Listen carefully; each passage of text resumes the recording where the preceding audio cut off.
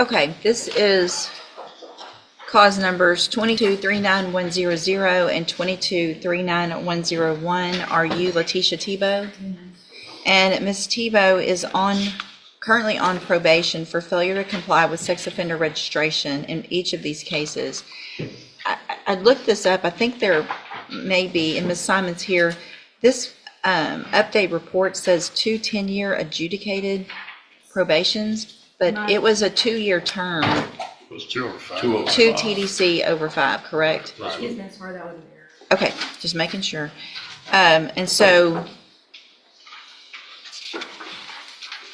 Ms. Tebow was previously here, entered pleas of true to counts 2 and 4 in the motion to revoke probation. And I've received the updated pre-sentence report. Have you all received that updated report? Defense has done. State has to. Any additions or corrections to that other than the one that I already made? None from the state. Nothing but that. And there was no agreement. Is there any evidence with regard to the other counts, Mr. Hoffpower? Any new, meaning new failed to register. No. I don't know. She pled true to counts 2 and 4, so there's Correct. obviously some other counts. Do you have any Right. witnesses or evidence No, with no. regard to those other counts? We're going to full abandon those counts. We'll just proceed on 2 and 4. Okay. Other than I can call my probation officer, but I like her opinion. Okay, so I guess there was an arrest in It's in Florida. Palatka, Florida. Okay. Hold on a second. Let me.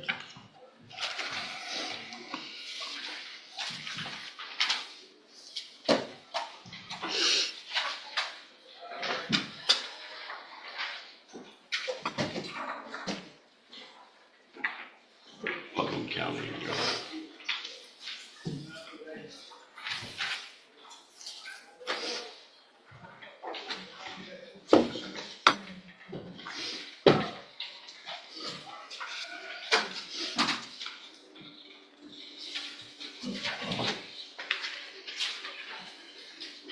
Okay, so count 1. Why don't you have any evidence with regard to count 1 if your probation officer's here? We can call. I'm sorry. Apologize, Your Honor. Ma'am, would you please raise your right hand? Do you swear or affirm the testimony you're going to give in this hearing will be the truth, the whole truth, and nothing but the truth, so help you God? Thank you. You may proceed. Ms. Would you please state your name for the record, please? Sarah Simon. I'm assuming are you the probation officer assigned to Ms. Tebow? I am. Okay, and how long have you been first supervision officer? Year and a half. Okay, and throughout the time that you've been a probation officer, has you complied with the terms of her condition? In either one of the cases? Speak up, please. I'm sorry. Okay, no, she has not? She's not. Yeah, okay, in what instances has she not complied? Steve-O has had inconsistent reporting habits. She was not paid towards her process fees. And she most recently had 2 Was she allowed, first of all, was she allowed through her probation in Texas to venture out of the state and be in Florida? She did not. Okay, she wasn't allowed? She was not allowed. Is she allowed through her reporting as a sex offender to move or go to another state without no probation? Okay, is she allowed to leave the state? Not without. She pled true to that. Okay. Count 1 is that she has not reported since January 27th of 2025. Is that true, ma'am? Is she That is true. intermittently or she is fully, she's been called a scholar? She is a scholar. Okay, since that day? Yes. Or 90 days after that time in January, she became a scholar. She been a scholar. Okay, and since she reported since the time on which she was arrested? She has not reported Have you spoken to her at the jail? at the hearing. Okay. All right, did she give a reason for why she hasn't reported? She did not. At this time, I'll pass it on to you. Okay, I also would like to know, Ms. Simon, were you able to confirm in any way the arrest? Obviously, she's going to say she didn't do it, and that's okay, but if she was actually just, whether an arrest happened in Florida? Yes, I did obtain an arrest report from Florida. PC, okay. But do you have a problem cause? Do you have a full offense? The full offense. Okay, for what crime was she arrested? There's two.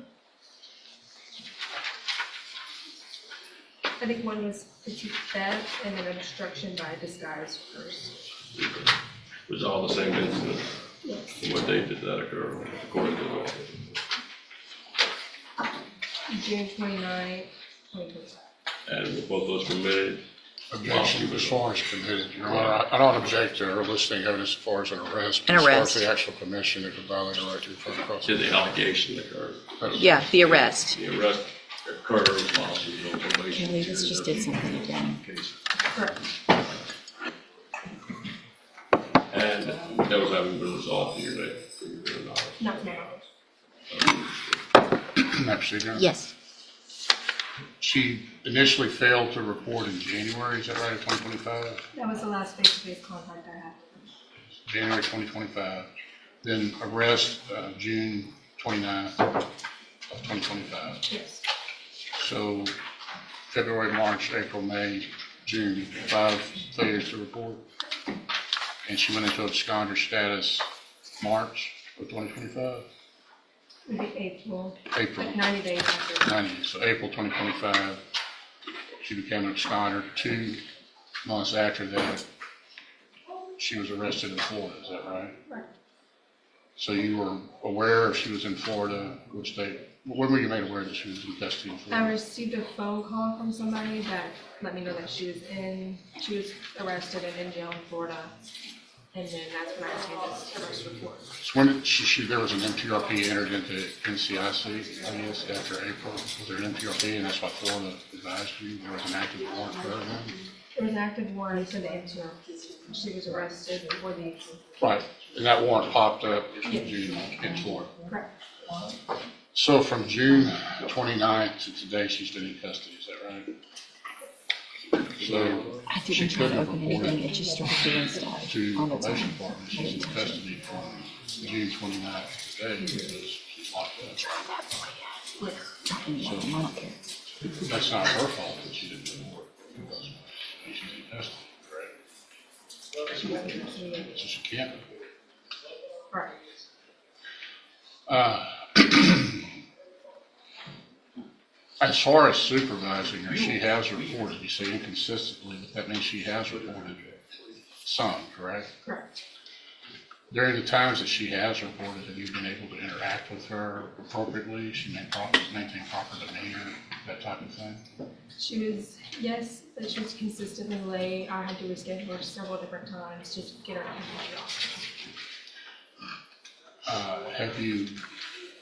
Have you had any other difficulties with her as far as just maybe perhaps being late with scheduling, as far as your actual interactions with her? Does she maintain appropriate demeanor, acted appropriately with you? Yes. Would you object to continuing to supervise her? I would. Why is that?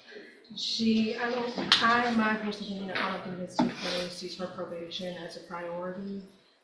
She has been on probation, I think, since 2022 and has made no progress in regards to her fees. She did some community service, and that's about it. When you say progress, how do you measure progress on probation? Satisfying her court order conditions. And how has she fallen short other than the reporting and fees and community service? If she committed So any is this correct in the, hold on a second, hold on. Is in the updated report, it states that since she was granted supervision, has reported 6 times for scheduled office visits. Is that a correct number? Okay. 6 times since 2022. I have another question, Your Honor. Let's let Mr. Kimler finish. If she were to be extended, which the court has the power to do, I mean, you would continue to supervise her, right? Or would you have a problem with supervising her? I would work with her. See any indication of the need for some type of mental health referral or anything of that nature? I mean, I understand she's only reported 6 times, as the judge indicated. You see kind of programs or other things that probation could do for her to maybe perhaps to get her on the right track? I think the only other option would be the cognitive check of ISM. Pass witness. Your Honor, is this the first time that we've been here on these two cases for a motion to revoke? No. There was another time back in 2024 in which we had a hearing similar to this, not me, especially as the attorney, but she was brought in on a motion to revoke, and her probation was amended, and she was given 30 days in JCC, and she was continued, and she was added to the mental health case. The high medium case, but she didn't report enough to be transferred over to the high medium case. So this is not even the first time that we've been here on this, on similar allegations. That was a year in 2024, we did the same deal. Is that correct? I might follow up on that. I believe in the previous NTRP, she had a motion, again, a motion to revoke. She had federal charges, is that right? Correct. The NTRP was filed after she received the federal charges, I believe so, yes. and she was housed in the cell unit. Were you supervising her then? No, it's not. Do you know if the detainer was placed on her for that NTRP while she was in federal custody? I didn't know. Did she actually do federal time while she was on probation for this case? That is why the NTLB was dismissed. So she received, I think, about a year sentence in federal court for misprision of felony. Is that consistent with what she did? 1 year federal probation. Prison, she was locked up, right? She got probation. She had 1 year federal probation. Probation, okay, for misprision? Or you don't know? What the offense was? I thought it was a possession. Okay. Anyway, she received a year of federal probation, so she was not revoked and was allowed to serve the probation concurrently. Correct. So during the period that she was on federal probation for that year, do you know if she was reporting to a federal probation officer, or was any issues with the federal probation that you're aware of? According to Ms. Tebow, she successfully completed her federal probation. And that was at the same time that she was on probation with Jefferson County, is that right? Correct. Was she reporting to you during that time period as well? What was her reporting record in Jefferson County during that period? I guess it was probably back in 2024. Well, she's reported 6 whole times since, so obviously it wasn't great even when it was then. Right. But she was being supervised at least during that period federally, was able to successfully complete that probation, correct? Does that indicate to you that perhaps she could successfully complete Jefferson County probation if she's sufficiently She motivated? has the ability to, but whether or not she has the motivation or the want to do so. Pass one, Jim. All right, any other questions? No, Your Honor. All right, thank you, Ms. Simon. Any other witnesses? No, Your Honor. I would defer to Ms. Tebow, Your Honor, if she wanted to address the court. I think she has written to the court, and that letter's incorporated in the PSI. I received it and read it. Anything else? No, I mean, when I did fail to report it, sometimes I was hard with scheduling, but a lot of it had to do with my mother being sick, and I brought my mother sick to her office with me multiple times, because I wasn't able to just stay with where she was at. I brought her when I could. I mean, she's passed now, but at that time frame after. But, I mean, we're talking about since 2022. I was in Or a 20 federal facility for a year and a day. Okay. All right, so here's the thing. I'm not even sure where this agreement came from and why I accepted it in the first place, because giving somebody the minimum of 2 on a probation, so I have really nothing to do hardly on this. But Ms. Tebow, I mean, you've been given every opportunity over the last 4 or 5 years to do everything you're supposed to on this probation, and you've refused to do that. You flat out refused, and we all have different issues that go along with parents and family members and things that go wrong. And instead of, I mean, it looks like, I think one of the things that concerns me the most is that you called June 2nd asking why the police went to your home. June 2nd you called. And so your probation officer said there's a warrant because of your violations on June 2nd. Then you went to Florida and got arrested for 2 new offenses without registering, without obviously telling anybody where you are and the type of probation you're on, the offense that you're on probation for. That's probably the number one thing that you should do. So flee in the state when you know that there is a warrant for your arrest. gives me no reason to leave you on probation. Unfortunately, I think for me and for the community, the most I can do is 2 years, and so that's what I'm going to do. I'm going to find, based on the evidence today, that counts 1 and 3 are true. So I'm going to find you entered your pleas of true to 2 and 4 freely and voluntarily, find all 4 counts true, find sufficient evidence to revoke your probation, and cause number 2239100, revoke your probation, sentence you to a term of 2 years in the institutional division of the Texas Department of Corrections. You do receive credit on that sentence for any time that you've been in custody that the law gives you the right to receive. And cause number 2239101, also find sufficient evidence to revoke your probation, and at this time revoke your probation, sentence you to 2 years in the institutional division of the Texas Department of Corrections. You will receive credit on that sentence for any time that you've been in custody that the law gives you the right to receive. These cases will run concurrently, which means together at the same time. You need to sign that, please. I'm handing you the trial court certification that shows there was no agreement. You do have some rights to appeal. You can talk to Mr. Kimler about that, and he'll give you a copy of that as soon as y'all get it signed. Thank you for being here. Before we begin, I'll let you know what we've proposed to see. Okay. If you even go any further or not. Okay. We were here a couple weeks ago on Mr. Byerly. It's my understanding I had previously prepared for a hearing on those new offenses. At that time, the case was reset, so I did not have the officer subpoenaed for today. I can certainly get them if the court would like to hear from those. It's my understanding that he now intends to enter pleas of true to those new offenses. When we were here last, we had made the suggestion of ISF/SafeP. It came to my understanding that he's already gone to ISF, just from the reaction that the court kind of gave us to that, and in my extensive conversation with Ms. Johnson, we have taken that offer off the table and made an offer of 5 years in all 3 of the felony cases for a revocation, which would then make him a repeat offender if he's back. Okay. And that's your understanding and your agreement as well, Mr. Burbank? Yes, Your Honor, and we prepared paperwork and 3 indicated 2 MTRPs and new possession. I only see 2. Is there another set of paperwork? I've got the 2 MTRPs. I don't see the new case. Possession that I sent. So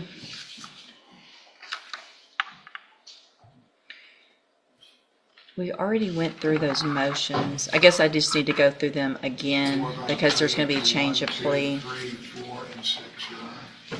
Let me,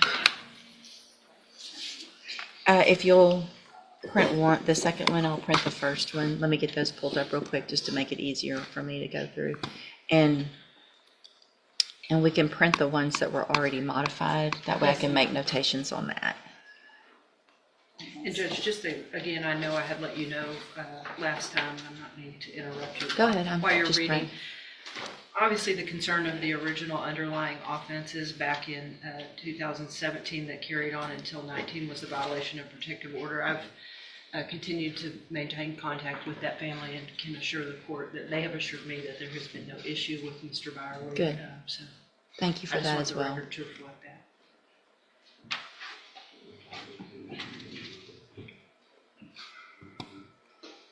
Okay.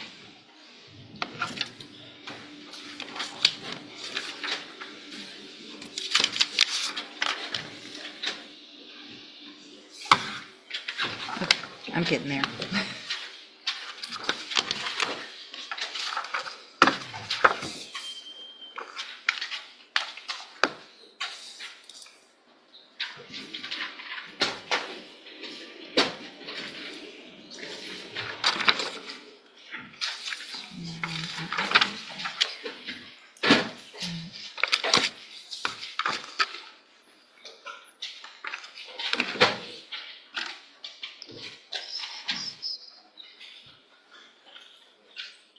Okay, so Would it be better if I made an oral motion to withdraw previous? nope, I'm just going to go back and I'm going to just rescind everything that we did at the previous hearing, and that way we start fresh from this hearing and there's no mistake on what everyone's agreement is and what he's pleading true to, and we'll do all of that today. So will he waive the formal reading of the motion and the indictment? He will. The motions. Okay. Mr. Byerly, in cause number 1828800, I have a first amended motion to revoke your unadjudicated probation. It shows that you were placed on probation May 13th of 2019 for the offense of violation of a protective order. That's a third-degree felony, and that was a 10-year deferred probation. Is that correct? Correct. And then in cause number 1829063, I also have a first amended motion to revoke your unadjudicated probation. Shows that you were placed on probation May 13th of 2019, also for violation of a protective order, a third-degree felony, and that was also a 10-year deferred probation. Is that also correct? And so it alleges that you violated your probation, and y'all are going to go, 1, 2, 3, 4, and 6. okay. The new offense that he's about to plead is the possession, right? Correct, that should be number 6. That's 5. Oh, 6 is that he possessed it. I mean, but 5 is committed the offense. So that would make I'm sense. sorry, they're different numbers in each one. Oh, One is 6 and great. one is 5. I love that when that happens. If you want to amend, Judge, we'll go to. No, it's okay. I have to do, it's the numbers are the numbers. Okay. Count 1 in each of these cases alleges that you violated your probation by committing the offense of assault April 21st of 2025. And is that true or not true? True. And then count 2 alleges that you provided a urine sample April 29th of 2025 that tested positive for opiates in each case. Is that true or not true? True. 2. And then count 3 alleges that you failed to provide verification of attending the JCDI program. Is that true or not true? True. And that's in each case as well. Count 4 in each case alleges that you failed to abstain from the use of any and all intoxicating substances, and that you tested positive for alcohol April 15th of 2025. Is that true or not true? True. And that's also in both cases. Count 5 in cause number 1829063, and count 6 in cause number 1828800 alleges that you committed the new offense of possession of a controlled substance May 29th of 2025. Is that true or not true? True. Is that enough for everybody? Yes, Judge. Sorry. I feel like I've gotten through it without messing up, but if I keep going on the different numbers. All right. Did you enter your pleas of true in each of those cases freely and voluntarily? Yes, ma'am. And because those counts are actually true.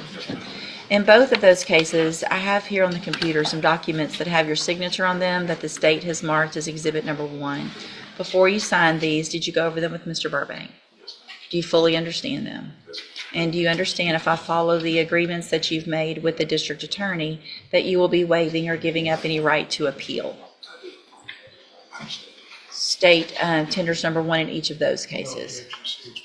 It's admitted in each of those cases. Is there any evidence that Mr. Byerly is not competent? All right, Mr. Byerly, in each of those motion to revoke your unadjudicated probation cases, I am going to find that you entered your pleas of true freely and voluntarily.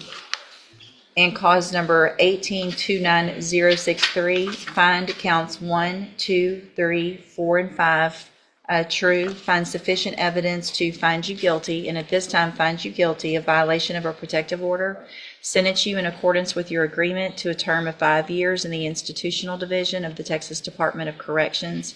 You will receive credit on that sentence for any time that you've been in custody that the law gives you the right to receive.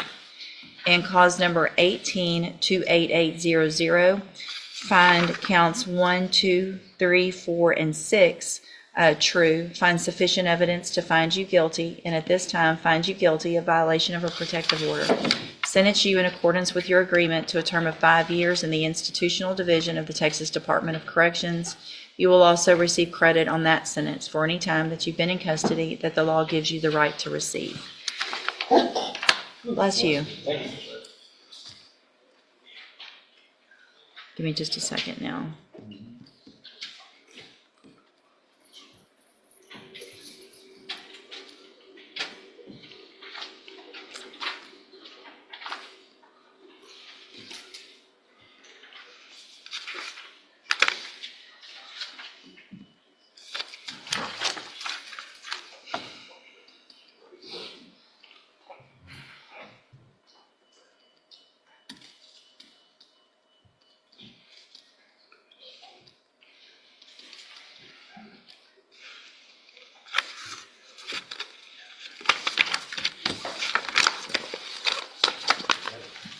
two, and did I print two? Yes, ma'am. Okay, now let's go to.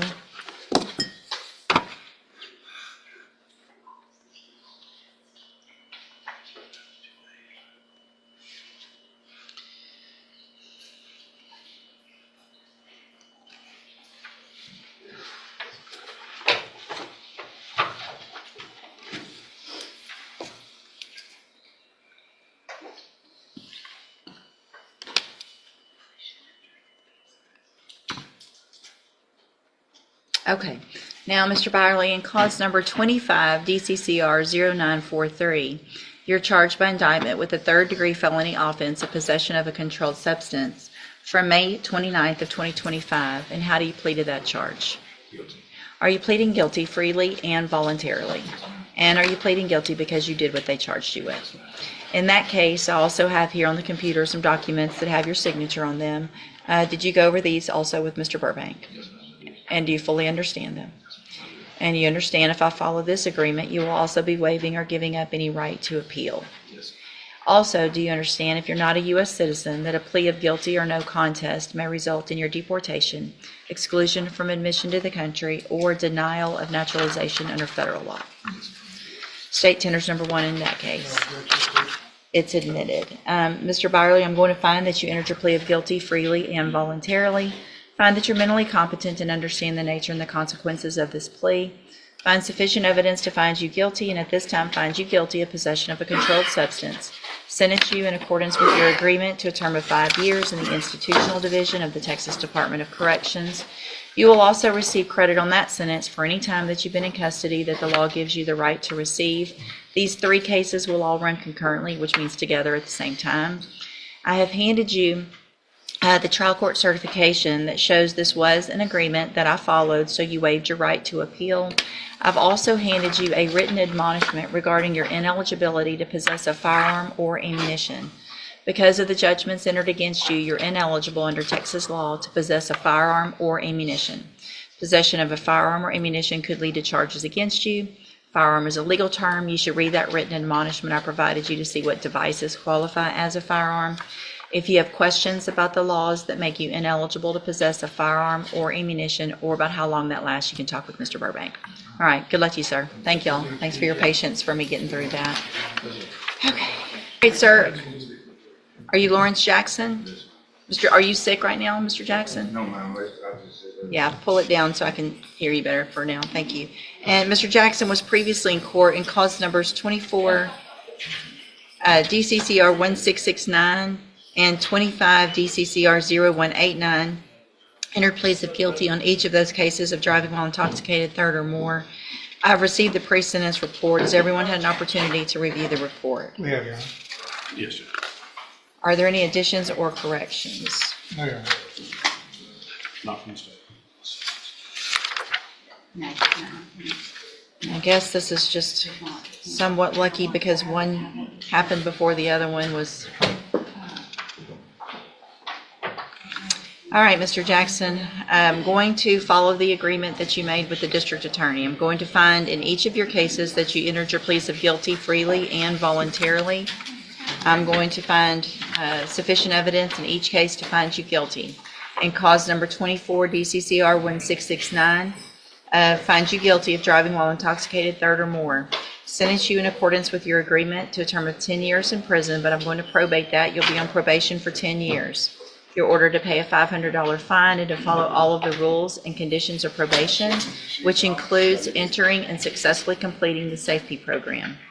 In cause number 25, DCCR 0189, also find sufficient evidence to find you guilty, and at this time find you guilty of driving while intoxicated. Sentence you in accordance with that agreement to a term of 10 years in prison, but suspend that, place you on probation for 10 years. You're also ordered to pay a $500 fine in that case and follow all of the rules and conditions of probation, including entering and successfully completing the safety program. If you do everything that you're supposed to on these probations and you're successful, then for all practical purposes, your case here in court is over. You'll be able to serve that 10-year sentence while you're out on probation. The other side of that, though, is if you violate any condition of probation at all, you can be brought back into court and you can be facing that 10-year sentence that you've already agreed to. Do you understand? I only have one of, I don't know if y'all can get to it. I need the certification in 1669. I'm going to hand you the trial court certifications in each case that shows that these were agreements that I followed, and so you've waived your right to appeal. I've also handed you a written admonishment regarding your ineligibility to possess a firearm or ammunition. It's okay. Because of the judgment entered against you, you're ineligible under Texas law to possess a firearm or ammunition. Possession of a firearm or ammunition could lead to charges against you. Firearm is a legal term, and you should read that written admonishment I provide you to see what devices qualify as a firearm. If you have questions about the laws that make you ineligible to possess a firearm or ammunition, or about how long that lasts, you can talk with Mr. Rojas. All right, good luck to you, sir, and we'll get that other copy in a little bit. Good morning. Are you Almeida Miles? And Ms. Miles was previously in court, entered a plea of guilty in cause number 24, DCCR 2330, to tampering with physical evidence. I've received the pre-sentence report. Has everyone had an opportunity to review the report? Are there any additions or corrections? No, we're good. In addition to this pre-sentence report, I've also received and reviewed a number of jail incident reports. Has everyone had an opportunity to review those? And you're 19?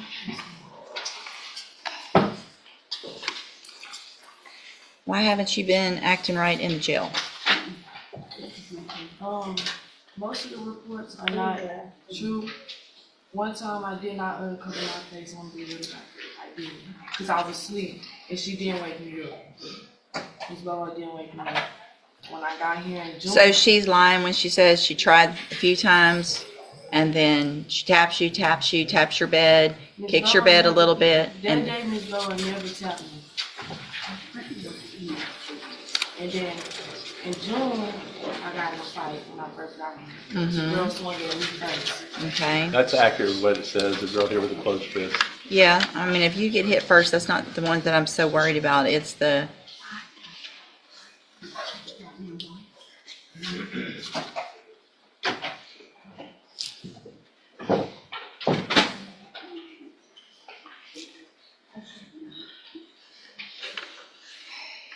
eating at your bunk when you're not... I mean, it's not even big stuff. It's just not following the rules. And if you can't follow the rules in jail, why should I believe that you can follow the rules on probation?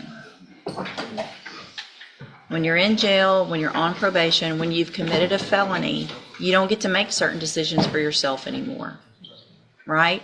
Now, you're not going to be like every other 19-year-old and get to just do what you want when you want. You're going to have to do what either jail says or what I say or anything like that. If I'm going to follow this agreement based on the nature of the offense and based on the age and all of this, we're going to get you some help up front to be making better decisions. Otherwise, I'm not going to follow the agreement. Things could be a whole lot worse. Do you understand?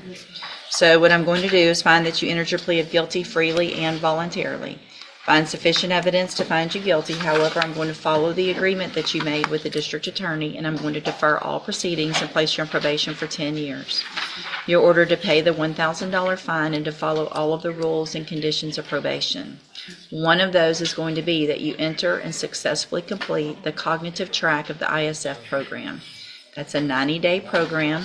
You're not going to get out of jail today. You're going to go to ISF instead, and you're going to hopefully pay attention and learn how to make better decisions. You're still young, you're still immature, but you're going to have to make some very mature decisions if you don't want to go to prison. And that's going to be to help you make those better decisions. Now, here's the thing. If you're in our jail and you start before they send you in the next week or two, or if you're in ISF and you are acting up and not following rules, putting something on your head that you're not supposed to, eating where you're not supposed to or when you're not supposed to, talking about whatever it is, I don't care, then you could be revoked just for not following the instructions. And you'll never get out and even have an attempt at probation. Do you understand? So whatever's going on and whoever your buddies are in there, you need to tell them, just sit there, do everything you're supposed to do. All the playing around's done because you want to get out and make something of your life. And if they don't want to, that's going to be on them. If you keep doing all this, you're going to have a felony conviction and you're going to go to prison. It's that simple. You understand? The part of this probation that is so good is that you don't have a conviction right now. And if you're successful and you complete your probation, you are never going to be a convicted felon. So this is a great opportunity. But if you do violate in any way, you'll be back in here, you'll be a convicted felon, and you could go to prison anywhere in that range of punishment, which is between 2 and 10 years. All right? I've handed you the trial court certification that shows this was an agreement that I followed, and so you've waived your right to appeal. Good luck to you. You can go back with the bailiff. Okay, you're Gabriel Smith, and this is 25 DCCR 0979. There was originally a plea for a cap of 5 years that I rejected. There was new plea entered of a cap of 8 years, and we reset it for sentencing just for you guys to get anything together that you needed. I did not order an updated report or anything just because she's been in custody. And so is everyone ready to go forward with sentencing? That's right. I think it's an 8-year cap. What did I say? 8 years. Oh, 8-year cap. Yes, I'm sorry. And so, Mr. Kimler, you may proceed. Your Honor, the court previously refused a 5-year cap, so I assume the court's probably inclined to give her somewhere between 6 and 8 years on this. I think Ms. Smith recognizes the error of what she did. She's attempting to try to remediate that in her own thinking. I understand she is going to have to do some time on this, but I think that she regrets what happened and hopefully not engaged in the type of conduct that caused this to occur. It was a theft case that went awry when the officer was attempting to stop her. She didn't really approach the officer and initiate some sort of contact with him. It was an unfortunate incident where, and I'm not contesting her culpability or her guilt, but where the officer reached into the vehicle and the vehicle moved forward, injuring the officer. So obviously, if the court repeats 5, the court's inclined because of her criminal history to go to 6 to 8. We would just argue for 6 at the lower end. I know she has extensive criminal history, but she wanted to address the court as well. Is that right? You have to say who's that? I apologize for the situation that went on, and I wish that anybody that was involved in the case would see that I'm overly serious, and to whatever you give me, I thank you for that. Okay, thank you. Ms. Malvino? Judge, I think 8 is probably still too low based on the criminal history, but I would agree with Mr. Kimler that the underlying nature of the offense started out as a simple shoplifting case. It obviously went well awry. She could have injured the officer even more so. That being said, in combination with her criminal history, it's not simply just a shoplifting case, and I think she deserves, at the very least, a full wage. So, Ms. Smith, the thing is, your theft convictions they start back in, it looks like 2007. And you've got a full page of misdemeanor, well, page and a half of misdemeanor thefts on this pre-sentence report where you were put in the parish jail. And then you proceeded to keep doing it, so they started adding up to felonies.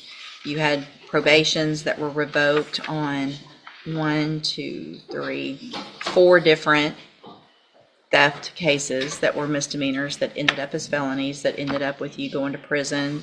5 years was, it looks like you got 5 years in 2016, 3 years in 2017, and then another year in 2018 in prison for the same thing, shoplifting. And this one, you're shoplifting and you end up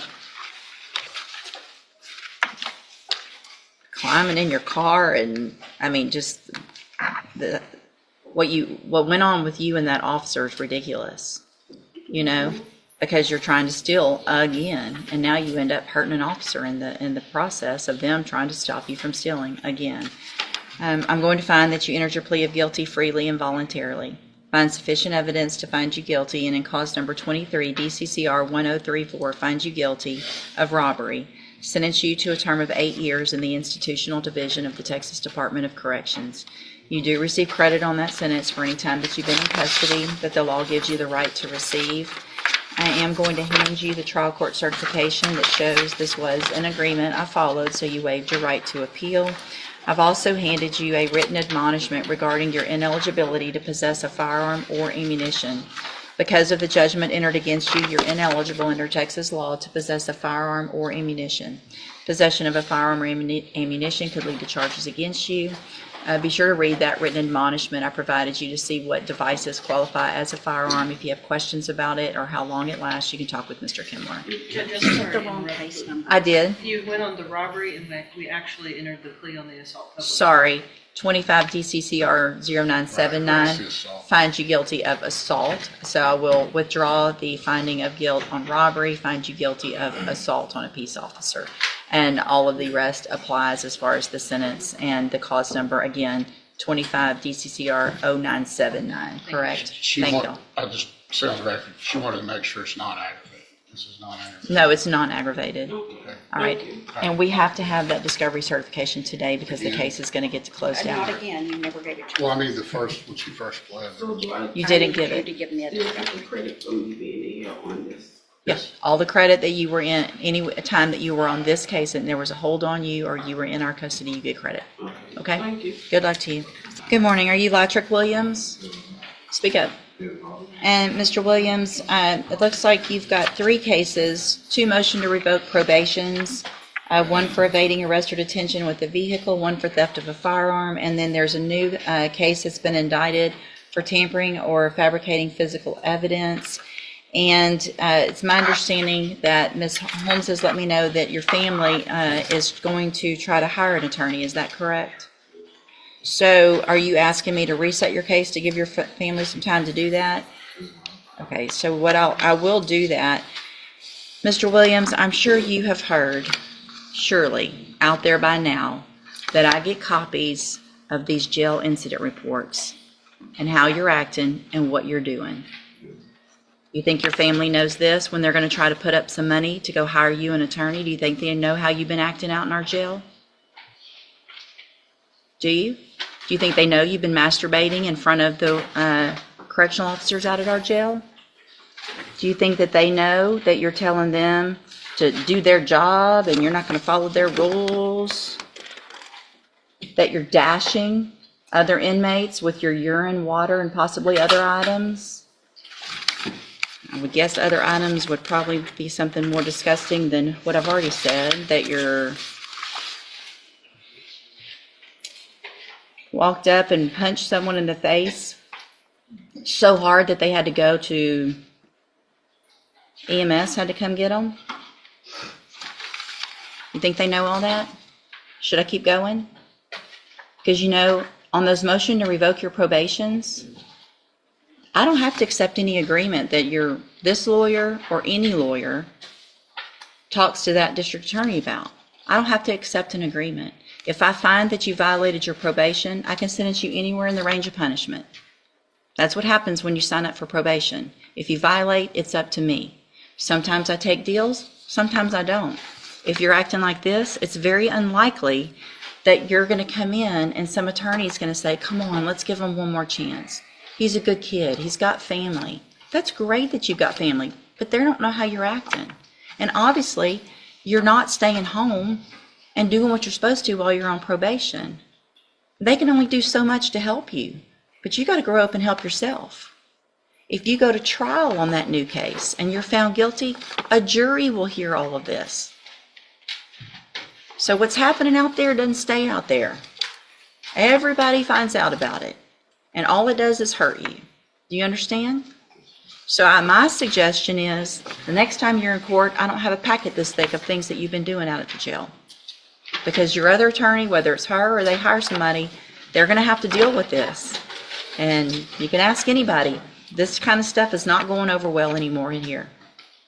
Those people are just trying to go do their jobs every day. They're going to work, going home. They've got families. They don't deserve this. Y'all acting like a bunch of heathens out in the jail? I mean, it's ridiculous, okay? All right, go back with the bailiff. I'll reset the case. Good morning. Is it Darius, is it Valier or Valier? Valier. Oh, okay. And will your client waive the formal reading of the motion? He does. Mr. Valier, in cause number 17-27164, I have a motion to revoke your unadjudicated probation. Shows that you were placed on probation June 26th of 2017 for the offense of engaging in organized criminal activity, and that was a 4-year deferred probation. Is that correct? Yes, ma'am. It alleges that you violate, and obviously the years don't look like they match up, but this was filed back in, the motion was filed in 2022, so that would toll the time. All right, so it alleges you violated your probation. Count 1 alleges that you failed to report as directed to the probation department December 28th of 2021 and January 19th of 2022. And how is that true or not true? True or not true? Yes, ma'am. Listen to the question. Thank you. Count 2 alleges that you failed to work faithfully at suitable employment and provide verification of that. And is that true or not true? True. Count 3 alleges that you provided urine sample October 29th, November 1st, November 3rd, November 5th, November 8th, November 10th, November 12th, November 15th, November 17th, November 19th, November 22nd, November 24th, December 1st, December 3rd, and December 6th of 2021 that tested positive for tetrahydrocannabinol. And is that true or not true? True. Judge, in light of our agreement, we can drop the remaining counts if it's all right with the court. Let's see what we've got here. No new offenses.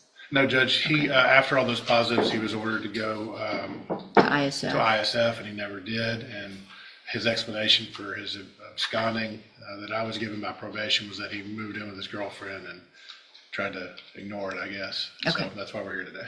All right. Did you enter your pleas of true to counts 1, 2, and 3 freely and voluntarily? And did you plead true to those counts because they're actually true? Yes, ma'am. I have here on the tablet some documents that have your signature on them that the state has marked as exhibit number 1. Before you signed these, did you go over them with Mr. Lewis? Yes, ma'am. Do you fully understand them? Yes, ma'am. And do you understand, if I follow the agreement that you made with the district attorney, that you'll be waiving or giving up any right to appeal? Yes, ma'am. State tenders number 1. No objection. It's admitted. Is there any evidence that Mr. Valier is not competent? No, Judge. All right, sir, I'm going to find that you entered your pleas of true to counts 1, 2, and 3 freely and voluntarily. Find those counts true. Find sufficient evidence to find you guilty, and at this time find you guilty of the state jail felony offense of engaging in organized criminal activity. Sentence you in accordance with your agreement to a term of 10 months in the state jail prison. You will receive credit on that sentence for any time that you've been in custody that the law gives you the right to receive. I have handed you the trial court certification that shows this was an agreement that I followed, and so you waived your right to appeal. I also handed you a written admonishment regarding your ineligibility to possess a firearm or ammunition. Because of the judgment entered against you, you're ineligible under Texas law to possess a firearm or ammunition. Possession of a firearm or ammunition could lead to charges against you. Firearm is a legal term, and you should read the written admonishment I provided you to see what devices qualify as a firearm. If you have questions about the laws that make you ineligible to possess a firearm or ammunition, or about how long that lasts, you can talk with Mr. Lewis. All right, good luck to you, sir. You can go back with the bailiff. Thank you, Your Honor. Thank you all. The courtroom tension rises as understand? Judge Raquel So West my faces a suggestion difficult is, hearing with the the next time you're defendant in court, I refusing don't to have a follow packet this thick of instructions. things that you've been doing After out of multiple jail. warnings, the Because judge your other explains attorney, the whether it's her or consequences they and hire takes somebody, action they're when gonna the have to court deal order with is this. not followed. And The situation you can ask quickly anybody. becomes heated. This kind of stuff is Showing not how going over well intense anymore courtroom in here. moments can become when Those people are just communication trying to go breaks do their down. jobs every Watch day. more They're going real to work, courtroom moments, going home. judge They've got reactions, and families. legal They battles. don't.